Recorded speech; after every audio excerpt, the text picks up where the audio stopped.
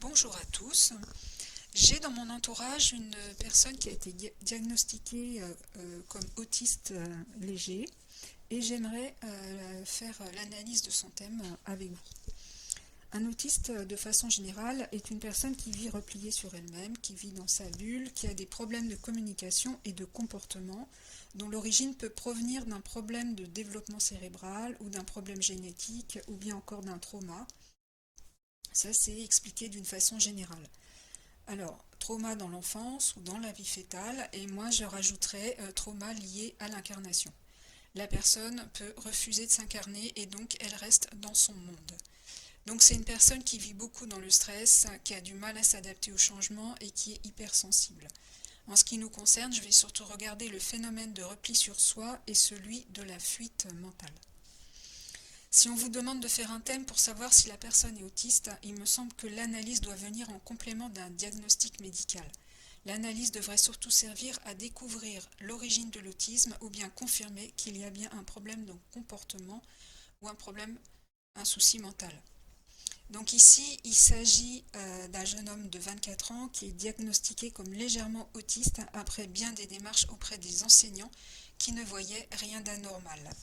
Il a été pris en charge tardivement par les organismes qui s'occupent des autistes et il a fini cette année ses études avec succès. Et on lui a déjà proposé des postes. Donc c'est vraiment très prometteur pour lui. Il est tout content. Donc on va d'abord scanner rapidement les éléments qui prouvent qu'effectivement il est bien autiste. Alors le repli sur soi par rapport à ce thème, on l'a avec du Capricorne ici dans la maison 3, la maison de l'intellect et du mental, et Saturne conjoint au Soleil ici, et l'amas planétaire important qui entoure la Lune et le Soleil. Ici, on voit bien ce groupe important de planètes dans le signe du Taureau. Donc cet amas planétaire tout autour du Soleil et de la Lune montre bien qu'il est centré sur lui-même. Euh, L'amas planétaire également dans la maison 7 des relations montre qu'il est très dépendant des autres, donc qu'il n'est pas autonome. Le problème d'adaptation est indiqué par le carré ici Saturne à Uranus et le besoin de routine, d'habitude et de stabilité est représenté par l'amas des planètes ici en taureau. Pour les comportements répétitifs, style balancement ou autres, les rituels, moi, je dirais que c'est un peu compliqué. Les personnes qui ont des TOC, par exemple, souvent, il y a des planètes dans la Vierge. Ici, on est effectivement dans la maison 5, 6 de la santé. Mais alors là, je pourrais pas dire. De toute façon, il n'a pas ce genre de comportement. Ici, on ne l'a pas. On voit par contre un comportement en dents de scie, des compulsions pour ce qui est de la nourriture et de l'argent ici parce que vous avez Saturne euh, et Jupiter qui sont au carré d'Uranus. Donc les dents de scie c'est Uranus, c'est par des accès par exemple de boulimie compulsive, hein, parce que Jupiter ici représente la maison 2 de l'alimentation. Euh, on a également une tendance au mensonge ici avec la Lune et Mercure au carré de Neptune. Alors avec Mercure en aspect de Neptune, on voit bien ici la fuite mentale, surtout sachant que Neptune est dans la maison 3 de l'intellect et Mercure ici qui représente aussi l'intellect. Alors cette fuite mentale, hein, surtout avec Neptune dans la maison 3, se traduit par un côté désorganisé, désordonné, toujours dans la Lune, on voit ici la Lune, déconnecté de la réalité avec une tendance à mentir, à se laisser vivre, à compter sur les autres pour faire les besognes à sa place. Ici c'est la maison de la servitude, il compte sur les autres. Alors, la tendance à la paresse pour ce qui est des choses simples de la vie, comme se laver, manger, prendre soin de sa santé, donc la maison 6 ici, est représentée par Lune, Vénus, Mercure dans la maison 6, dans le signe du Taureau, qui est un signe passif, yin, au carré de Neptune, la nonchalance et la paresse. Pour les peurs, le stress, les névroses, on a ici Pluton rétrograde conjoint à Chiron, la santé en aspect de quinconce au Soleil, Donc un problème psychologique lié au relationnel, la maison 7, au fait qu'il n'est pas autonome, puisque les scorpions sont très autonomes, et donc là, il n'y est pas vraiment, et donc ça le ronge de l'intérieur. Pluton représente l'ascendant en aspect du soleil ici. On a à peine un degré d'orbe. On a une tendance à l'autodestruction du fait qu'il vit dans la contrainte de la dépendance à autrui. D'ailleurs, ici, en 13 degrés, bon, c'est plus de 12 degrés 17, et dans ce cas-là, on prend le degré 13. Donc 13 degrés en Sagittaire correspond à un degré de contrainte selon les 360 degrés du zodiaque de Genduse. L'autodestruction se manifestait effectivement dans son enfance par le fait qu'il se mangeait les mains. Alors, y a-t-il un facteur génétique? Pour ce qui est du facteur mental, ici, oui, ça vient de la mère. On a Mercure et Vénus dans la maison 6, dans la maison de la santé, au carré de Neptune. Vénus est maître de la maison 12 et Mercure maître de la maison 8, la maison des héritages. Vénus et Mercure sont conjoints à la Lune, la mère, donc c'est bien un héritage génétique qui vient de la mère, les pathologies mentales. Mercure est en aspect de Neptune. Neptune est dans la maison 3 et Mercure en 6. Il n'y a donc pas de doute, il y a un trouble mental avec une fuite dans l'imaginaire, ici la Lune, et le mensonge avec Neptune. C'est quelqu'un qui vit sur son petit nuage et aussi qui se fait beaucoup d'illusions par rapport aux gens de son entourage sur le plan affectif. L'affectif représenté également par Neptune, maître de la maison 5. Sur le plan du développement cérébral, on a un Mercure ici en taureau, ça veut dire qu'il a du mal à intégrer les choses, qu'il est lent à comprendre, lent à digérer les choses avec la Lune ici, mais avec Mars en taureau ici, lorsqu'il a pigé, il fonce. Il est travailleur, très impliqué dans ce qu'il fait. Est-ce qu'il a du mal à se faire comprendre? Avec un Mercure en taureau dissonant, je pense qu'il a dû avoir des problèmes de diction et de dyslexie. De toute façon, il est dyslexique jusqu'à la puberté, ici représentée par Vénus et Mercure. Ou bien il a des difficultés à s'exprimer du fait qu'il est en permanence dans les émotions. Et quand on est dans les émotions, représentées par la Lune ici, c'est très difficile d'exprimer ce qu'on ressent, de s'exprimer clairement, et souvent les gens croient qu'on est attardé, hein. Mais non, c'est parce qu'on a du mal à s'exprimer. Les poissons, ils doivent bien comprendre ce que je veux dire par là. C'est quelqu'un de très intelligent, de très intuitif, hein. Il a un ascendant Scorpion. Euh, euh, Qu'est-ce que je voulais dire d'autre? Le fait qu'il soit intuitif est représenté ici par Pluton en sextile à Neptune. Il est très humain, très gentil, mais il est dans la Lune. Il est trop dans la Lune. D'ailleurs, on voit que les gens abusent de lui, les femmes en particulier, la sœur, enfin il en a plusieurs, les sœurs et puis la mère, ils abusent de sa gentillesse, de sa vulnérabilité. Et puis lui, de son côté, il cède parce qu'il croit qu'en faisant plaisir, on va l'aimer. En fait, non, hein, il est dans l'illusion. On s'intéresse surtout à son argent, ici représenté par Saturne conjoint Jupiter. Jupiter est la maison de l'argent, ici. On s'intéresse à son argent. Et Jupiter, donc c'est bien la maison 2, représente la maison 2. On voit aussi qu'il est beaucoup dans le mensonge avec Neptune, je l'ai dit tout à l'heure, au carré de la Lune et de Mercure. C'est un taureau scorpion, c'est un séducteur plein de charme avec sa Vénus. Il peut être aussi dans la manipulation lui-même. Alors c'est possible qu'il soit mythomane parce qu'il y a une fragilité au niveau de l'ego, il y a une recherche de reconnaissance dans la relation, puisqu'on a ici un milieu du ciel en Lion. Il a besoin de prouver sa valeur et donc il est très dépendant du regard des autres. Et donc les mensonges sont là pour éviter les souffrances. Le danger du mythomane, c'est qu'il croit à ses mensonges, mais pour moi, ce n'est pas du tout. Enfin, en fait, c'est pas un mythomane, parce qu'il a Saturne conjoint au Soleil ici. Il a la maison 3 en Capricorne, hein, et il y a une grosse part de réalisme chez lui quand même.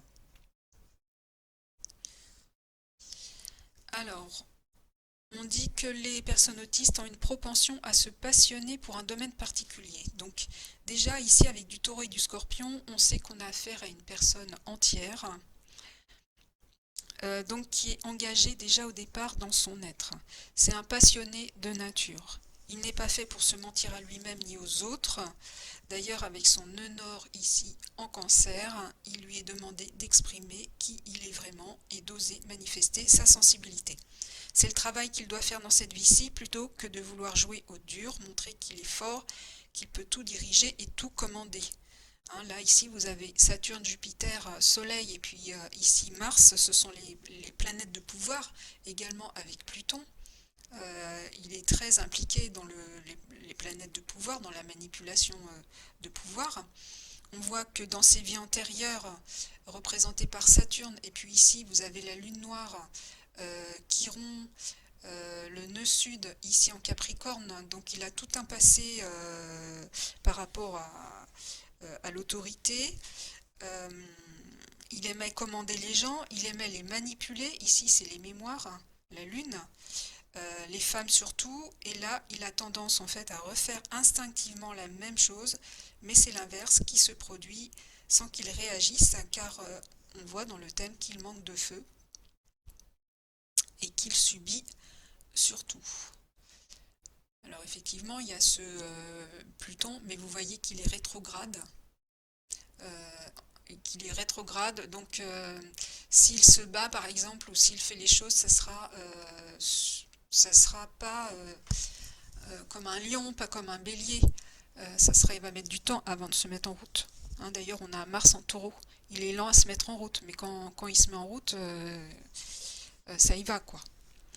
On retrouve aussi la passion avec justement ce Mars au trigone de Neptune. Mars, représente la maison 6, la profession. Donc c'est quelqu'un qui va se trouver effectivement un métier en lien avec une passion, mais il aura besoin de collaborer. Il ne pourra pas le faire tout seul parce que Mars est dans la maison 7. Et il devra faire les choses en règle pour que ça marche, ce qui n'est pas gagné avec Vénus, enfin avec toute cette amas ici en aspect de Neptune. Alors pour ce qui est du repli sur soi, hein, c'est en fait la première chose qu'il faut regarder. On n'a pas Saturne à l'ascendant ici, mais on l'a en conjoint au Soleil, hein, qui est malgré tout en aspect de Neptune avec une orbe de 7 degrés. Il est donc aussi dépressif. Il peut être également sujet aux addictions, mais alors pas l'alcool parce qu'il ne tient pas l'alcool, hein, bon ça je le sais, mais par contre addiction aux jeux vidéo ou les choses qui le passionnent. Donc il va gagner beaucoup d'argent parce qu'il est doué pour les finances, on le voit ici avec Pluton, hein. Il peut flairer les bonnes affaires. Alors c'est un potentiel par contre parce qu'on a un sextile, donc il faut il va le faire instinctivement, sans réfléchir. Mais à un moment donné, il faudra qu'il prenne conscience de ses capacités. C'est le rôle de ce sextile. Donc il est bon pour flairer les bonnes affaires, hein, mais ce qu'il gagne, en fait, il le repère aussitôt. On le voit avec le carré Saturne-Jupiter ici, qui représente tout ce qui est aspect matériel. Euh, et au carré de Uranus ici, donc ça reste pas longtemps. Parce que en fait, il est manipulé par les femmes. Alors pour ce qui est de l'immersion dans le contexte extérieur, on note une absence totale de planètes de la maison 8 ici à la maison 2 carrément, hein, donc là-haut vous n'avez rien du tout. En ce qui concerne les maisons sociales, donc maison 9, maison 10, maison 11, ni en ce qui concerne les amis. Ça ne veut pas dire qu'il ne va pas, enfin qu'il n'a pas de travail, qu'il n'est pas dans une carrière, etc., qu'il n'a pas d'amis, hein, mais c'est ça circule mal. Voilà. Son Soleil et Saturne sont d'ailleurs au carré du milieu du ciel, hein, ce qui veut dire qu'il peut y avoir une forme de refus de se responsabiliser, ici avec Saturne, dans une carrière, alors qu'il a un caractère très fort. Il peut diriger une équipe. Du reste, il a souvent des problèmes ici avec ses chefs parce qu'il n'accepte pas qu'on le dirige. Le mieux, en fait, c'est qu'il soit autonome pour faire ce qu'il veut. Il peut le faire parce qu'ici, il a du bélier et puis Mars fonctionne très bien et en lien avec Pluton. Donc, voilà, il peut créer son entreprise par exemple, c'est possible, hein, mais ce n'est pas gagné parce que son thème manque vraiment de feu. Il devra surtout s'appuyer sur son ascendant scorpion et la ténacité du taureau, puis aussi sur les autres, s'il choisit bien ses partenaires. Alors par rapport au complexe, parce qu'on parle toujours de complexe mère, père, etc., ici on a un complexe père, je dirais, parce que Saturne est conjoint au Soleil, même s'il y a Jupiter ici entre les deux. Moi je dirais avec Jupiter c'est un complexe de supériorité. Il n'accepte pas que son père lui fasse la morale ou l'empêche de faire ses bêtises. En fait son père est toujours là pour lui dire non, tu fais des bêtises, non, etc. Et lui ça le gonfle en fait. Il n'accepte pas du tout, donc il fait tout l'inverse. Hein, donc ça veut dire en fait le complexe père, il va s'identifier au père parce que à l'origine il y a un lien très étroit entre deux. Hein, c'est le père qui l'a élevé malgré la mère en fait ne s'occupait pas de son enfant. Donc le lien avec le père est très étroit, mais comme il a un très fort caractère, le père comme le fils, il y a un problème d'autorité entre les deux et il y a donc des conflits. Donc c'est pourquoi il va se rabattre en fait sur sa mère, sa sœur, les femmes là ici, hein, qui va pour combler un manque affectif. Mais il oublie en fait que sa mère ne s'est jamais occupée de lui, qu'elle l'a abandonné. On le voit ici avec Neptune ici. En fait, elle l'aime pas, tout simplement. Mais elle le manipule parce que il a des sous et puis voilà. Donc voilà. Alors, est-ce qu'on peut parler d'un refus d'incarnation?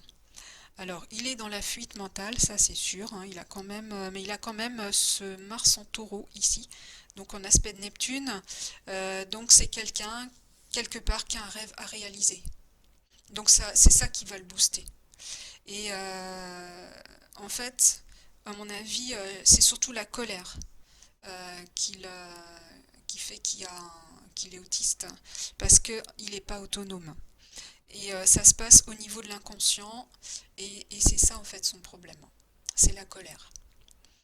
Euh, donc il ne peut pas y couper hein, au fait de ne pas être autonome, hein, parce qu'il a une lune noire ici dans la maison 2 des attachements, il a Pluton euh, et Chiron qui sont des aspects karmiques. Euh, c'est son destin. Et je dirais même aussi que c'est une colère qui date de plusieurs vies parce qu'on a un nœud sud ici aussi en Capricorne. Alors c'est une colère qui lui appartient effectivement, qui vient des vies antérieures, mais moi je dirais que c'est une colère qui peut aussi appartenir au père et qu'il a repris à son compte. Colère liée au manque d'autonomie à la maison, ici. Le père n'avait pas son autonomie. La non-reconnaissance, ici, au carré du lion. Colère liée à la manipulation d'argent. Colère d'un père, en fait, victime de sa gentillesse, de son bon cœur, de son rôle de protecteur, représenté par Jupiter. Attaché malgré lui à une femme qu'il a manipulée en faisant un enfant, donc Neptune représentant les enfants, alors qu'ils étaient en phase de séparation. Et puis lui, bah, du coup, il est resté parce qu'elle s'est complètement désintéressée des enfants. Voilà. Donc c'est cette colère que l'enfant avait en lui déjà en germe, mais qui en même temps vient du père. Alors, ça c'est le travail de Pluton de lâcher prise. Hein. Il faut absolument, son travail dans cette vie-ci, ça sera aussi de couper le lien avec son père de façon à ce qu'il laisse à ce qu'il lui laisse ce qui ne lui appartient pas. Voilà, donc c'est le travail de Pluton ici, lâcher avec ce qui ne lui appartient pas, ce côté rigide, sa carapace de dur, de rebelle. Hein. Il doit aller vers la douceur ici, il a un nœud nord là-haut en cancer, mais la sienne, sa douceur à lui, et pas les fausses douceurs ici des femmes qui l'entourent. Vous voyez qu'on est encore une fois dans un schéma répétitif parental. Donc il faut absolument sortir de ces schémas parentaux, les casser pour devenir soi-même. C'est en ce moment hein, pour tout le monde. On peut faire par exemple des constellations familiales. Il y en a vraiment de très puissantes, surtout les constellations chamaniques. C'est hyper puissant. Ce qui va aider ce jeune homme, c'est le transit d'Uranus en taureau. Ici, c'est une vraie initiation pour lui. Depuis quelques années, Uranus, la rétrograde, enfin, est par là en ce moment. Donc, il est en train de prendre son autonomie par rapport à tout le monde. pour devenir plus autonome, hein. Il a fini ses études, il commence à travailler. Alors maintenant, après, il faut qu'il comprenne que faut pas qu'il se laisse abuser parce que c'est quelqu'un de très gentil. Euh, il faut savoir aussi que Pluton, enfin pour lui, Pluton, et là arrive ici en Verseau, va se retrouver au carré de tout ça. Donc ça va le faire travailler sur une période de 15-20 ans, 15 ans pour aller jusque-là, la maison 4 et le restant jusque-là. Donc ça va le faire travailler sur ses problématiques affectives, ici. Il en manque affectif. Alors peut-être qu'il va y avoir un éveil de conscience lorsque Pluton traversera sur Neptune, hein, s'il veut bien se remettre en question, parce que là, comme il devient autonome, c'est un séducteur, etc. Pluton arrive là au carré de Vénus, hein, va y avoir des relations amoureuses qui arrivent pour lui. Mais il faudra qu'il fasse attention, qu'il ne refasse pas le même schéma qui arrivait à son père. Voilà. Donc, en résumé, on a vraiment affaire à une personne qui, dans l'enfance et à l'adolescence, a été vraiment en grande souffrance affective et puis aussi à l'école, sûrement ici, parce qu'il était très sensible, très émotif, mais en fait, il cachait son jeu et donc ça ne s'est pas vu tout de suite à l'école. On ne peut pas affirmer avec conviction que c'est une personne autiste, hein.